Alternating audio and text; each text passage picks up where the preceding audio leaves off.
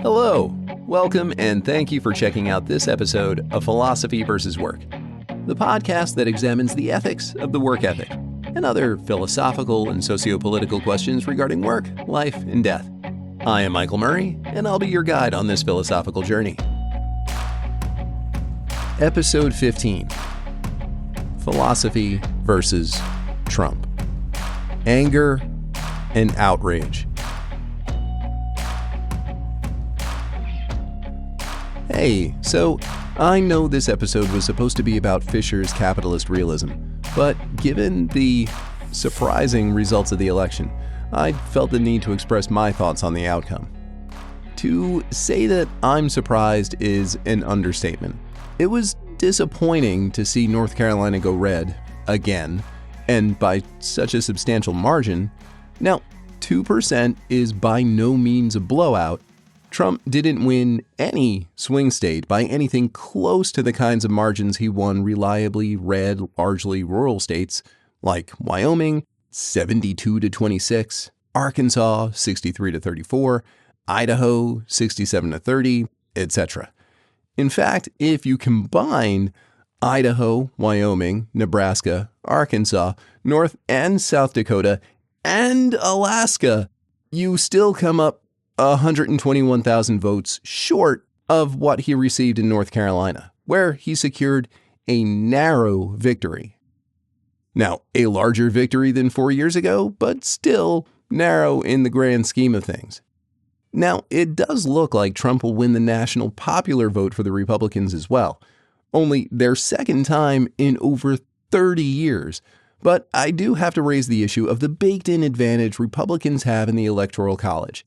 The GOP blowout states I just listed combined hold 27 electoral votes compared to North Carolina's 16. But even combined, they fall well short of the number of votes of one basically purple state.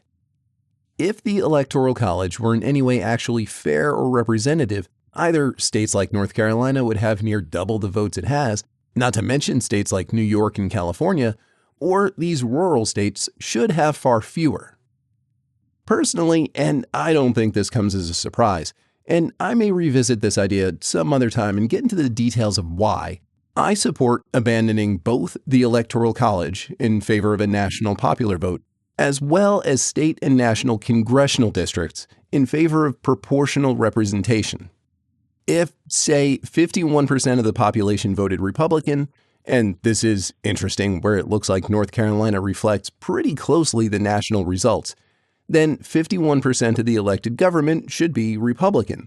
There's no justifiable reason in a legitimate democracy that a 51% victory at the polls ought to produce a legislative supermajority. A proportional representation system also empowers smaller parties. It encourages diversity of opinion and coalition building, but we'll get to that, I think, some other time. As to North Carolina being purple, it really is more purple, both demographically. Independent unaffiliated is now the largest bloc by registration, followed by Democrats and then the GOP in third place. North Carolina elected a Democratic governor, again. Attorney General, again. Elected Democrat Mo Green for state superintendent of schools. A contest against a Moms for Liberty book banner and hardcore Trump backer that had previously called for Trump to implement the Insurrection Act on January 6th and implement martial law in order to stay in power. Now, personally, I don't understand the logic that, for North Carolina Trump voters, candidates like Mark Robinson, Hal Weatherman, and Michelle Morrow were too extreme, but were still comfortable supporting Trump. I mean, I guess there's wiggle room with Trump in that despite what his actions have been, the people he surrounds himself with, the policies he enables his sycophants to implement, when he speaks, it's largely just word vomit. When it comes to rhetoric, the man is brilliant at speaking for hours and saying absolutely nothing. But that's not really what I want to talk to you about today. Am I surprised at the results? Yes, but I'm also upset, disappointed, worried, and angry. And you know what? That's okay. It's okay to be angry. It's good to be angry. I think the only thing so far anyway, that's pissed me off more than Trump winning is that there was a caller on NPR around the 10 a.m. hour Wednesday. I was tired. I didn't sleep well or much. Keo could tell I was stressed, so she was trying to calm me down. But of course, having a cat try to sit on top of you and headbutting your chin and grooming you while you're trying to fall asleep isn't exactly conducive to getting to sleep. She called in and wanted to express that now isn't the time for anger. It's time to forgive and come together, to open dialogues and see where we have common ground. That whole load of liberal bullshit. She literally apologized for losing. Debate and dialogue with an opponent is a good thing, generally speaking. But it's a really problematic ideal. A true dialogue requires a meeting of equals. If one side has all the power, it has no reason to engage in dialogue. It stands nothing to gain. Or worse, as the mere act of appearing to open a dialogue legitimizes and empowers the other side. The weaker side must rise up, or the stronger side must be brought down, their power diminished or degraded to a position of parity. If you want to understand how and why both parties in the U.S. have lurched so far to the right over the past 60 years, you need look no further than this bipartisanship uber alles of the liberal wing of the Democrat Party. Since around the early 70s, the beginning of the end of the Vietnam War era and the anti-war protests and the rise of neoliberalism, and really embraced in the election of Bill Clinton, the liberal wing of the party has been on something of an apology tour, apologizing for having beliefs, ideals, caring about social justice issues, and in the Obama era, ready from the get-go to fully abandon any position, no matter how socially or economically beneficial, such as Medicare for all or some other single-payer healthcare system, in the hopes of attracting bipartisan support that they never got. I mean, the Heritage Foundation, the same conservative think tank responsible for Project 2025, is the original author of the principal structure of the Affordable Care Act.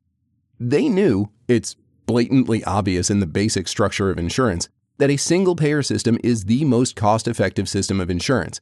Insurance companies are wholly dependent on large pools of coverage, so healthy people, safe property, safe drivers, etc., can subsidize the risk on the higher end.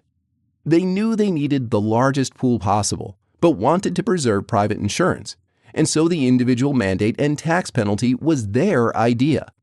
The main reason Republicans, 14 years later now, still have no alternative to the ACA is because the ACA was their plan.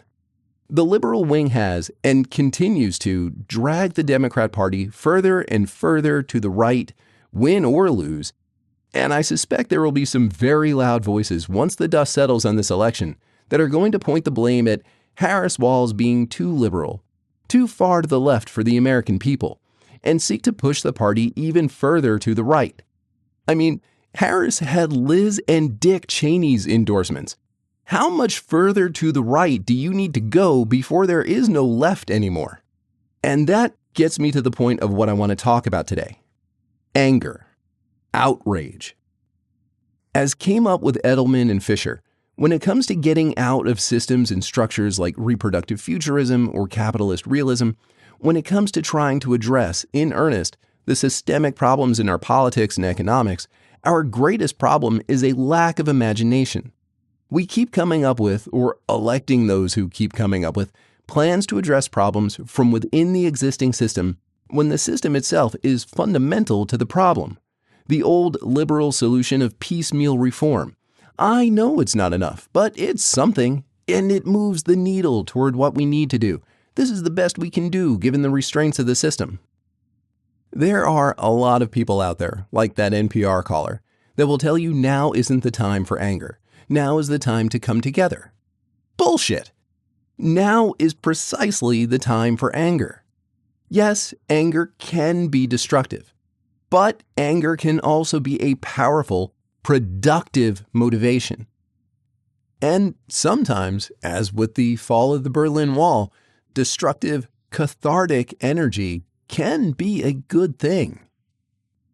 Yesterday, I went back and listened to the audiobook. My old hard copy was damaged some years ago. I used to carry it around in my book bag at UNCC or at the office and glance through it whenever I felt particularly frustrated at the world. The audiobook version of Stephane Hessel's Time for Outrage, Indignez-vous, from 2010. Hessel was 93 at the time he wrote Time for Outrage. He was born in Berlin in 1917. His family emigrated to France in 1923. His father, Franz Hessel, was a writer and translator and had worked with Walter Benjamin on a translation of Proust's In Search of Lost Time. He attended the École Normale Supérieure and studied under the likes of Jean-Paul Sartre and Maurice Merleau-Ponty in 1939. Now, his Wikipedia page cites a biography on Hessel that he became a French citizen in 1939, but the About the Author section in A Time for Outrage notes this happened in 1937, which would make sense if he was admitted to the ENS in 1939. Hessel's ethics and politics were markedly informed by Sartre and Merleau-Ponty, and he joined the French resistance under Charles de Gaulle during the Nazi occupation in the Free French Intelligence Service, the BCRA, their equivalent of the American CIA. In 1944, he was on mission to establish communication with various resistance groups, as well as find locations to broadcast information to London, but was betrayed to the Gestapo, arrested, tortured by waterboarding, and sent to Buchenwald concentration camp. He was sentenced to death, but managed to change identities with another prisoner that was already dying. Eventually tried to escape, failed, and was sent to another camp, Dora, where he eventually managed to escape successfully. After the war, he went on to join the French diplomatic service, appointed to the United Nations, where he served as the Chief of Staff to the Assistant Secretary General and Secretary of the UN Commission on Human Rights, where he collaborated with Eleanor Roosevelt and served as a principal editor on the Universal Declaration of Human Rights. Hessel notes, writing Time for Outrage around 2008-2009, leading to and in a section titled Palestine, My Own Outrage, quote, "To the youth, I say again, look around you and you will find the themes to justify your indignation. The treatment of immigrants, the expulsion of illegal workers, the dismantling of Roma camps in some European countries. You will become aware of situations so deplorable they simply demand civil action. Seek, and you will find. Today, I am most outraged by the situation in Palestine, Gaza, and the West Bank. The source of my indignation is inspired by the call from courageous Israelis to us Jews living abroad. You, our brothers, come and see where our leaders have taken our country, oblivious of the fundamental humane values of Judaism." End quote. He goes on to describe visits to Gaza and witnessing the colonialist violence, oppression, and crimes against humanity. And this was during an only 3-week-long conflict. Now, Hessel equally condemns Hamas and calls for nonviolence as, quote, the only path that will move humanity forward. He also draws a distinction in his position for nonviolence in contrast to his mentor Sartre's position. He notes that, for Sartre, violence, however it manifests, is a failure, but it is an unavoidable failure because we live in a world of violence.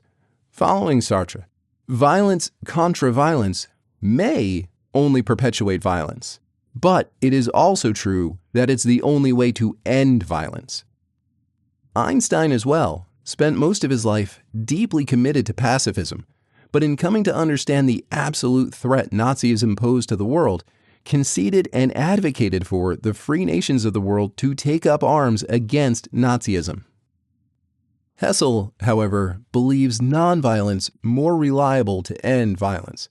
That violence cannot motivate the masses as nonviolence can, because nonviolence holds the moral high ground. People respond viscerally to the confrontation of violence with nonviolence. Now, while I agree with that, it's also a deeply problematic strategy.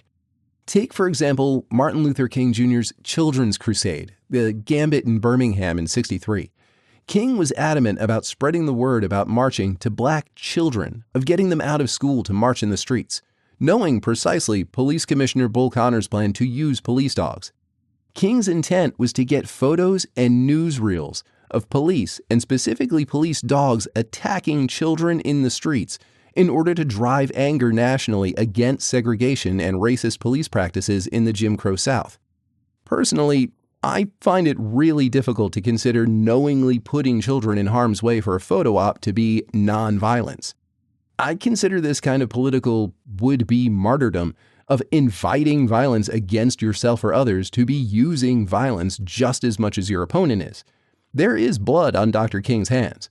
And from everything I've read about Dr. King, by Dr. King, seen in biographical depictions of him, I believe he knew this as well. What's important here is that this seems to be missing from the myth of Martin Luther King Jr. King didn't risk that kind of violence because he wanted everyone to come together and hope for the best. He and others, like John Lewis, allowed their outrage to empower them to fight. There's a brilliant scene in the second season of Peter Capaldi's run as the Doctor, his speech in the episode The Zygon Inversion, where he places the leaders of the human and Zygon war in front of boxes with a single button that will, if triggered, kill all of the other race, but warns them that they don't know which box they have.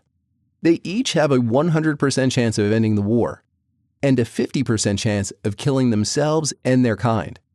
As he puts it, a scale model of war. Or, he notes, they can close the box, step away from it, and talk it out.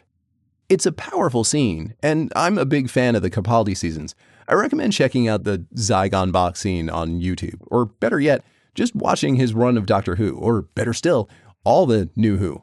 I have mixed feelings about the Chibnall run seasons with Jodie Whittaker. Jodie's great, but the whole run, the massive character changes, rather than reflecting a new point of view for the Doctor, come across more like Chibnall wanting to leave his mark on the series, effectively rebooting the show instead of continuing it, largely throwing away so much of the prior 10 years worth of character development. But I digress. So I originally phrased this next line as Republicans are likely to, but since I wrote this on the 7th, Speaker Johnson has already confirmed my suspicion here. The Republicans plan to ride into office in January, boasting of a political mandate by the people, emboldened to rapidly begin instituting radical change. Now, of course, they have no such mandate. Trump appears likely to win by about 3% overall, with Harris having won about 40%, 20 out of 50 of the states, and 48% of the voting population. And keep in mind, this is what it's expected to total up when all votes are counted to a national turnout of about 65%, 2% lower than 2020. 35% of eligible voters didn't vote at all. And while the GOP did flip some seats legislatively, the Dems did too. Counts on House seats, as I'm writing this on November 7th, are still being tallied and running really tight.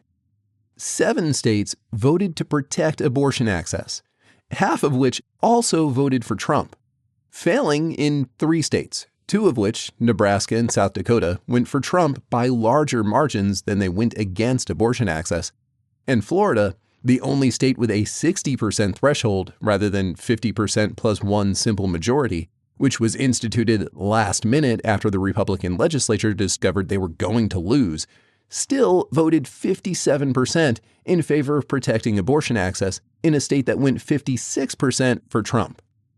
Any potential red wave mandate is only supported by about 28% of the U.S. population, about 75 million as votes for Trump, out of 262 million voting-age U.S. citizens as of 2023. So, when you hear people talk about half the country supports Trump or half the country voted for Trump, it's simply categorically false. Back to Hessel. Hessel makes reference to the principles and values set forth in the Universal Declaration of Human Rights, as well as those set out in the Declaration of the Policy of the National Council of the Resistance to the Vichy government and Nazi occupation, which sought to bring together various French resistance groups, such as the Maquis, Combat, the National Front, the Secret Army, the liberation movements, as well as French socialists, communists, and trade unionists, under de Gaulle and the Free France government. He states, quote, "Today, more than ever, we need these principles and values. Social democracy, nationalization of energy, insurance and banking, social security and trade unions, universal rights, freedoms and suffrage, etc. It is the duty of us all to ensure that our society remain one of which we are proud, not a society wary of immigrants and intent on their expulsion, or a society that disputes the welfare state, or a society in which the media are controlled by the wealthy. We would oppose such things were we the natural heirs of the National Council of the Resistance. He notes that we should be fighting for economic and social democracy, as opposed to the economic feudalism we're in now, under the rule of wealthy executives, the political slaves of the wealthy elites, and that this money-driven society we are now in hinders creativity and the spirit of debate. But, critically, he notes that we need to be paying attention to this, and that it's right that we ought to be angry about it, because indignation fuels resistance. Indignation, he notes, quote, is a precious thing. When outraged, as I was by Nazism, you will become militant, strong, and engaged. You will join the great course of history as it flows toward greater justice, greater freedom, but not the reckless freedom of the fox in the henhouse. Or let's consider anger from a different tack, one that's more analytical than political. Sara Ahmed, in her text, The Cultural Politics of Emotion, notes that, quote, the passion of anger is crucial to what gives us the energy to react against. She responds to Audre Lorde's comment in Sister Outsider, Essays and Speeches, noting the following regarding anger, and this is a pretty long passage, a few paragraphs in her section on feminist attachments, but I'm editing this down a good bit, both for brevity and to keep the focus on anger specifically. The first part of the quote is from Lorde, then Ahmed. My response to racism is anger. I have lived with that anger, ignoring it, feeding upon it, learning to use it before it laid my visions to waste for most of my life. Once I did it in silence, afraid of the weight. My fear of anger taught me nothing. Anger expressed and translated into action in the service of our vision and our future is a liberating and strengthening act of clarification. Anger is loaded with information and energy. Ahmed. Here, anger is constructed in different ways, as a response to the injustice of racism, as a vision of the future, as a translation of pain into knowledge, and as being loaded with information and energy. Crucially, anger is not simply defined in relationship to a past, but as opening up to the future. As Lorde shows us, anger is visionary, and the fear of anger, or the transformation of anger into silence, is a turning away from the future. If anger pricks our skin, if it makes us shudder, sweat, and tremble, then it might just shudder us into new ways of being. It might just enable us to inhabit a different kind of skin, even if that skin remains marked or scarred by that which we are against. Anger is not, or is at least not solely, destructive or self-destructive energy. Anger is the right and proper response to harm, oppression, and injustice, to racism and sexism. When those who stand against what you stand for, when those who would seek to dominate and exploit are victorious, it's okay to be angry. What's not okay is to do nothing. And you don't need to apologize for your anger.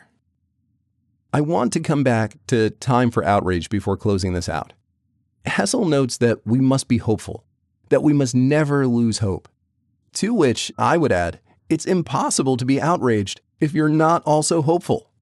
One has to believe things can be better in order to be outraged that things are going wrong. Perhaps Trump winning isn't the worst thing in the world. Now, I am by no means saying the next 2 to 4 or however many years will not be painful or difficult. But think of it in terms of trying to prove a negative. Democrats and Republicans have been warning for years of the serious threat posed by a second Trump presidency. But it's easy for those who voted for him, but don't necessarily consider themselves his supporters per se, the ones that aren't wearing MAGA hats and flying Trump flags, that see their vote as purely pragmatic, that are convinced their own potential economic benefit outweighs any political, international, or other harms he may cause. It's easy for them to chalk the anti-Trump rhetoric up to fear-mongering, the whole idea that surely he can't be that bad, that surely our national institutions are stronger than any one man. They held up before, which, of course, he's not just one man. He's backed by scores of extremist legislators and judges, think tank policy writers, and corporate executives. Letting Trump be Trump, trying to be a dictator on day one, instituting policies from Project 2025, signing a national abortion ban into law, inviting the police to institute a purge-style National Day of Violence, flooding city streets with machine gun-armed ICE agents, wasting an estimated $3 trillion on mass deportations, and the concentration camps that would be needed to round up and house those deportees would cause far greater damage to the political future of the far right than any policy successes of a potential Harris presidency ever could. As opposed to Trump's fantasy that had he stayed in office, there'd be no inflation, no wars in Ukraine or Gaza, and housing would be affordable, or any of the rest of his rhetoric over the past 4 years, people will be able to see the real outcomes of his policies. Historically, it's highly likely that the more policies, and the more extreme policies, Trump is able to implement over the next 2 years, the larger and the more likely there will be a blue wave in the 2026 midterms. Republican social policies are, poll after poll, overwhelmingly unpopular.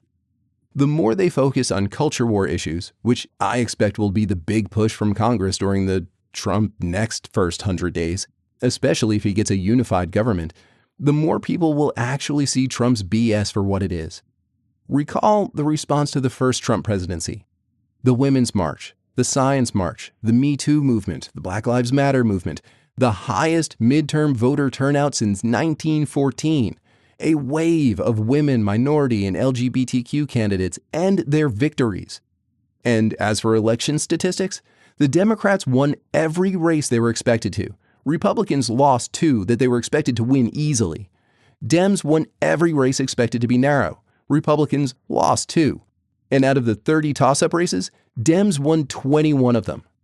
Republicans were counting on a red wave, and it backfired spectacularly. And, hopefully, the anger, indignation, and outrage felt by women, the LGBTQ community, and all of us on the left will cause some real and imaginative leaders to step up in resistance and opposition. Harris's greatest failure wasn't the shortness of her campaign, though the Democrat Party certainly failed everyone by not allowing a legitimate primary season, once again opting for a deeply conservative commitment to custom and institutionalism, nor her lack of a succinct and different economic plan, or her failure to offer any correction of course regarding Gaza, though that really hurt, especially in the blue wall states. It was that Harris was the status quo candidate par excellence. A middle-of-the-road, tough on crime, committed to market capitalism, unimaginative on policy proposals, flanked literally by traditional liberals and conservatives alike, that, aside from her race and gender, could have run as a Republican or a Democrat at almost any time in the past century. A political glass of tepid water. Do I think we would be better off with Harris than Trump? Yes, absolutely. But maybe I shouldn't be surprised we lost. But maybe Harris needed to lose. Or more accurately, maybe the middle needed to lose. Democrats have a history of doing well as an opposition party, and Republicans' governance track record since the Tea Party wave of 2010 has been pretty poor, constantly plagued by their own infighting.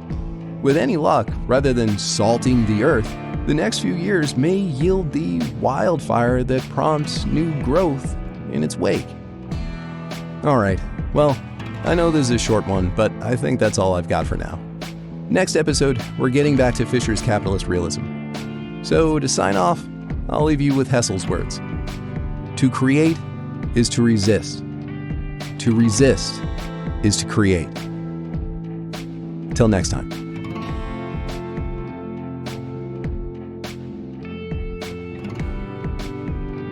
If you enjoyed this episode of Philosophy vs. Work, well, you know the shtick. Please like, subscribe, follow, leave a review. It really does help to grow the show. You can stare all you want into the algorithm, but it doesn't stare back without likes and subscribes. Don't forget to check out the show notes for details on any authors, texts, etc. referenced directly in this episode. If you find the project valuable, consider supporting the channel. Or maybe you're feeling generous and just want to support my coffee habit or keep Keo in catnip. Either way, links to support the channel are in the doobly-doo below. Thank you.